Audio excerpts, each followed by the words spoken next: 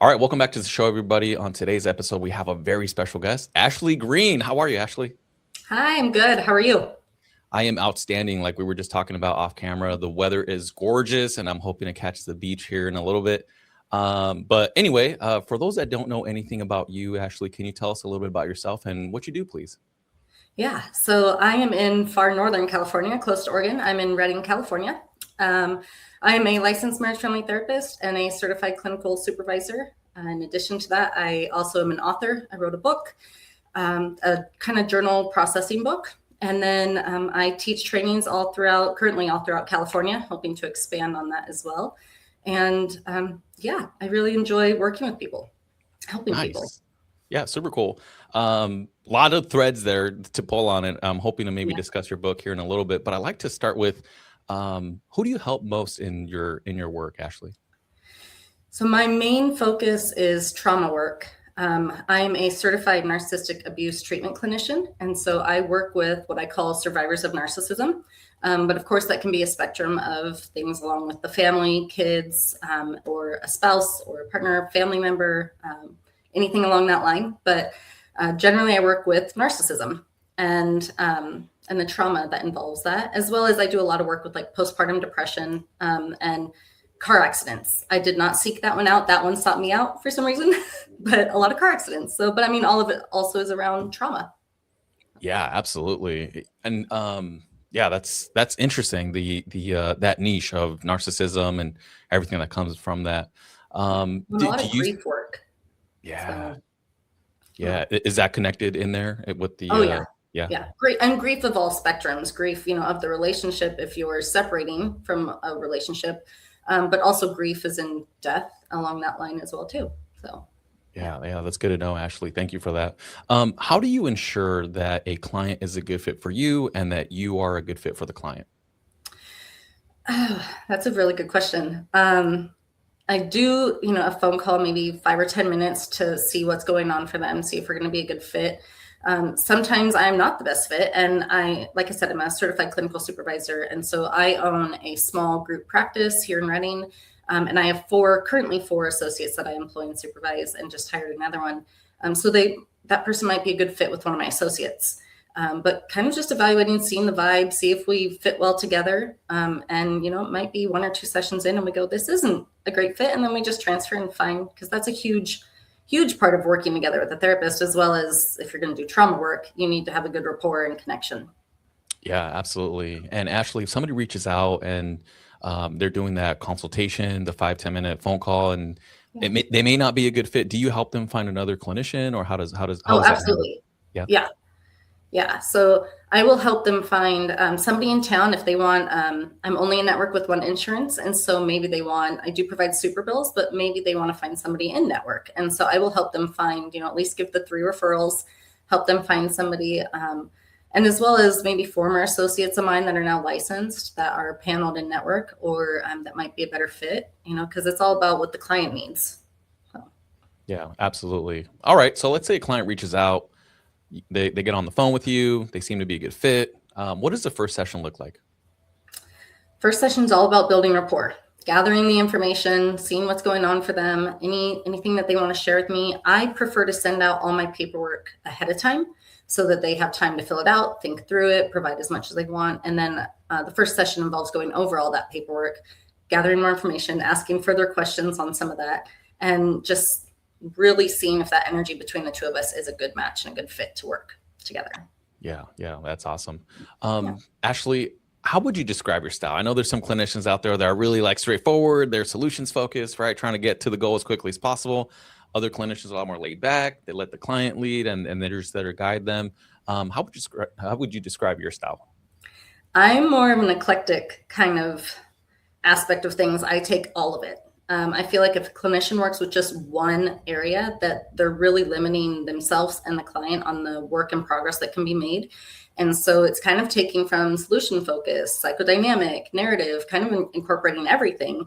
And then also going with the client's lead, but then also if I feel like, oh, this needs to be incorporated because I could see this going somewhere, this is going to be a good fit, or move them in a direction of healing, then I'm going to incorporate that as well.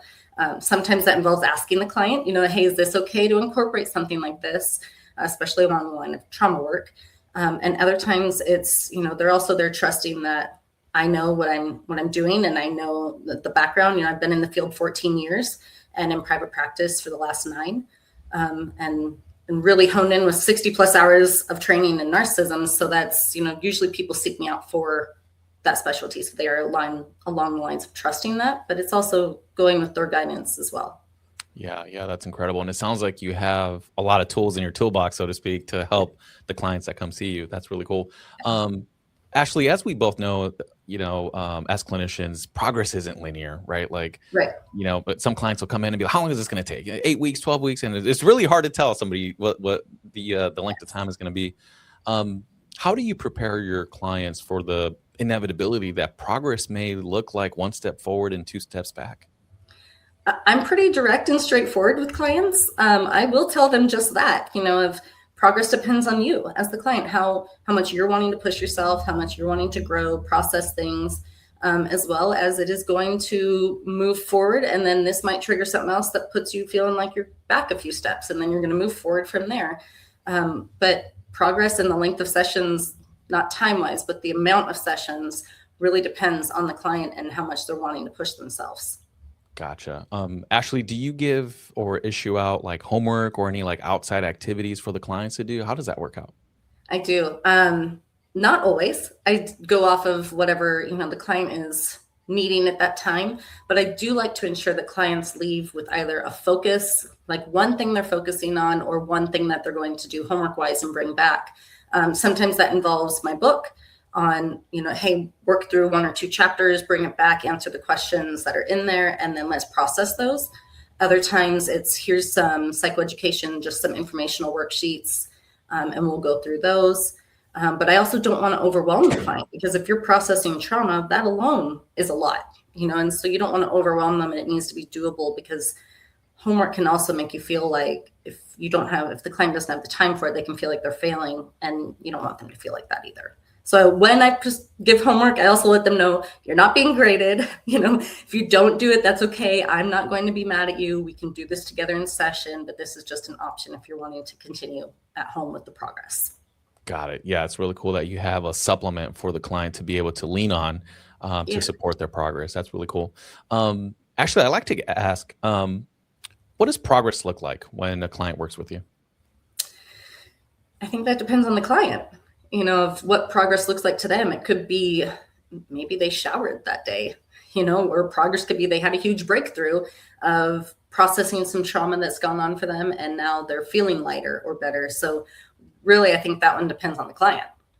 Gotcha. Absolutely. I'd like to ask, how do you know when a client is ready to graduate or terminate therapy? Depending on what we're working on. If kind of feeling like, well, maybe sessions are starting to feel more like a hangout instead of like progress moving forward, because there isn't something actively going on, or they're able to manage whatever it is we're working on. But also looking at their treatment plan. If they've met their treatment goals, it's reevaluating their treatment plan. Hey, have we met all your goals? Where are we now? Do you want to readjust? Anything else pop up for you? Or are we good and we can close out? And then at that point, I always let clients know there's the open door policy. So once you're a client, you're always a client. I'm never going to just kick you out. If you want to come back and continue to work on things something down the road, we can do that too. I have a client that I've seen for like 12 years on and off. We were consistent for 3 years or so working on stuff. And then ever since then, she just comes back when she needs it. She'll, reach out when we get her in. It can be maybe a couple of sessions back to back, for weeks, or maybe it's just occasionally if something happens that's going on in their life. So, but that's easier for people. I know the history, I know the trauma, we have the rapport. So it makes that connection a lot easier to build from, and not have somebody have to start all over again. Yeah. And so it's really cool to hear that your clients can always reach back out if they need additional support, or they want to actually start a whole, course of therapy because of something else. So that's really awesome. Ashley, if somebody's watching this and they are liking your style, they're kind of vibing with it, they like what you're saying, but they're kind of reluctant to reach out because they maybe never had therapy before, maybe they've never worked with a therapist, what would you want them to hear? Goodness, it's, you always have to start somewhere, right? So nobody is in the same spot, the same journey. Everyone has to start somewhere. And it's, a big part of therapy is just the willingness to want to have change and wanting to work on something. If you're not ready to work on something, progress won't be made because you are the one that starts the change first. Yeah, that's a great message, Ashley. I like to switch gears and ask about you. Is that okay? Yeah, absolutely. Great. What motivated you to be a therapist in the first place? Well, I have known since I was about, I want to say 3 or 4, that I wanted to be a therapist. My mom is a psychologist in the field, and my dad was a family law attorney and a federal judge. And so I grew up in the field of helping people. I've always known that this is the direction I want to go. And I enjoy helping people. And in addition, on a personal note with that too, it also lets me have my personal life with being a practice owner. I have 2 kids and I have a whole farm. And so it's also lets me have our farm life and be active in my kids' lives and school and everything. So it gives the balance of both worlds. Nice. I know you mentioned the farm and the couple of kiddos, but I wonder what you do outside of the practice. Well, besides mom life and wife life and farm life, we hunt, we fish. I also enjoy art stuff. So I have like a Cricut. I like making things. I also like reading, and I'm guilty. I really like work. And so I will hone in on like creating new trainings, doing new trainings for different people. Also, I'm in the process of writing a second book. So that kind of avenue are my outlets. Yeah, that's really cool. You mentioned your book. Can we talk about that for a second? Yeah, absolutely. Yeah. Love to. Yeah. So what is your book about? So yeah, my book is based around narcissism, helping people process. Yep, that's the book right there. Healing Through the Pages, a journal for recovery from narcissistic abuse. And the book has, each chapter has a little bit of information about narcissism or emotionally abusive relationships. It could provide some information in that, let people relate, understand, know what's going on. And then also each chapter, except for the first one, pretty much has questions to help people process through their abuse on their own time, at their own pace, and then they can bring that into their therapy, whether that's with me or with whoever else they may be meeting with for therapy, to use as a guidance of journal and helping them process through everything. That is so cool, Ashley. I like to ask what motivated you to write this book in the first place? A client, actually. I was working with a client on narcissism abuse, and she was like, you need something that you can have all these questions down because it's so many of them. And sometimes it's overwhelming. And I was like, that is a good point. Like, you made a, great recognition and awareness on her part for how she was feeling with it. But I was like, that is a brilliant idea. In addition, because I teach classes on narcissism to other therapists throughout the state of California, hopefully can expand that out. But I also teach classes non-clinically to the public, so that the public can join. Maybe they don't want to do therapy, or maybe they're not sure about it and they just want information. And so I also thought that was a great tool for people who want to join the classes to then utilize this book and take home, whether they're not ready for therapy yet, or they want to use it in addition to therapy. And then, like I said, they can also use it in groups and do group therapy for support and everything with it too. Yeah, that's really cool. Ashley, can you tell us a little bit about the training that you took to be a certified in what you do? Yeah, so it's through PESI with Dr. Romney, and it was, oh my goodness, I can't remember exactly how many hours that one was, but I've done over 60 plus hours in different areas with narcissism to become the Narcissistic Certified Abuse Treatment Clinician. And it just, I took it up because I've experienced it personally. And so that one kind of led me down that road to wanting to help people understand what was going on for them. And then I feel like social media several years ago blew it up with narcissism, and now it's kind of everywhere, and it's a word that gets used for everything. And when somebody may not be narcissistic, it may just be good self-esteem, and it gets implemented as, oh, they're narcissistic. So I felt like really helping people hone in on the difference, and also that if you are experiencing this, that's not okay, and what that means and what that looks like. And so I really enjoy learning about it to also continue to help me process what I've gone through years ago, as well as, just helping other people through that journey. And so it's a continuous journey for me. And then teaching it to other clinicians so they can help their clients work with it correctly, because it is so misunderstood. and just not known about, because people like to avoid personality disorders. It's a lot to work with. But again, I'm not working necessarily with the narcissists themselves. It's the survivors that have experienced it. But also knowing about the narcissism can help people through that journey, because it's a scary diagnosis and a scary thing for people to experience. Yeah, and I've also seen that that word narcissism or narcissistic or whatever it is, whatever variation of that word kind of enter the modern lexicon. And now it's like entered like mainstream pop psychology, and it's just everywhere, Yes. Everybody's a narcissist. And I'm sure there's a lot of nuance to that, Yeah. And so I'm really glad that you're helping your clients kind of understand and tease that out, because it is important, to be able to have a really good definition of what that word is. That's really cool. Yeah. Actually, I wanted to ask about your second book. Will it be kind of like a follow-on to this first book, or will it be like a whole different topic? No, it's along this line as well. I haven't quite honed in on the title yet, but and this one kind of was inspired from a different client, working with the term gaslighting. What I started calling it is working with clients that you need to ungaslight yourself, because when somebody's experienced narcissistic abuse and they've been gaslit so often, they start to then gaslight themselves. And so I've worked with clients on, we need to ungaslight you. Let's ungaslight yourself. And so I looked it up. I was like, I don't even think that's a term. So I don't know if I've coined that or whatnot, but it is along the lines of working with clients on how to ungaslight themselves. And so this next book will not be a journal book, so to speak, but it will be more of like a traditional book style and informative, and knowing what that is, and then providing tools on how to ungaslight yourself. Wow. Yeah. And this is the first time I've heard that term, and you might be the founder. You might have coined it. I think so. I haven't heard it anywhere else.